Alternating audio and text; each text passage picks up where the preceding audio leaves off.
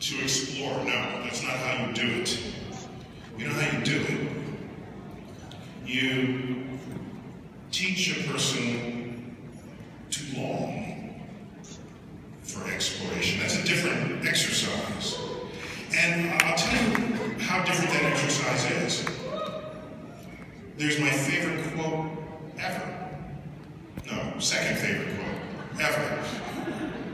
My favorite quote is Claudius Ptolemy, AD 150, looking up in the night sky, trying to figure out the movement of the planets.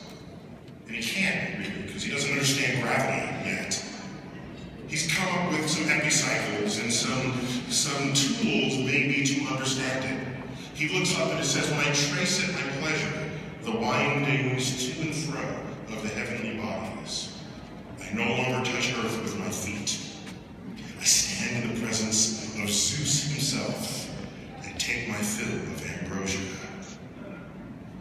So that emotion that he felt, it had nothing to do with equations on a table.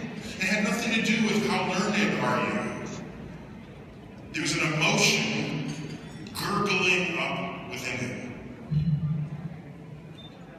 That's my first favorite quote. My second favorite quote,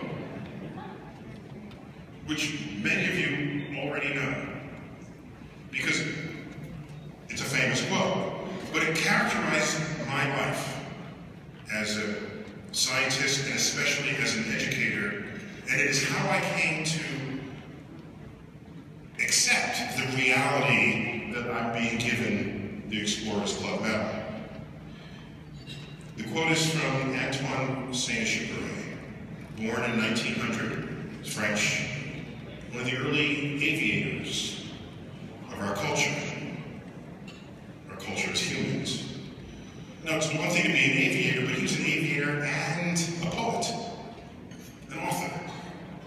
It's not good enough if you just do something if no one else learns about it.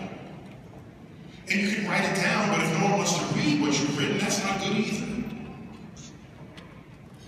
He had a sense of spiritual enlightenment about what it was to fly, what it was to explore. Here's his quote. Oh, by the way, in case you didn't remember, he's the author of the story, The Little Prince. And The Little Prince journeyed to asteroids without a helmet, by the way, but that's okay. It's a children's story. No, you're good. Go, run. If you want to build a ship, don't drum up people to collect wood and assign them tasks and work. Instead, teach them to long for the open sea. That's my life as an educator. That's what Explorers Club has been doing with their grants over these decades, over the century.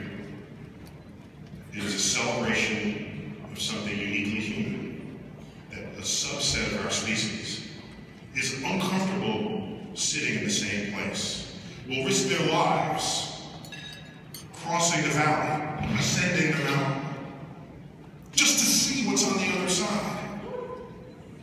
And some of them don't come back.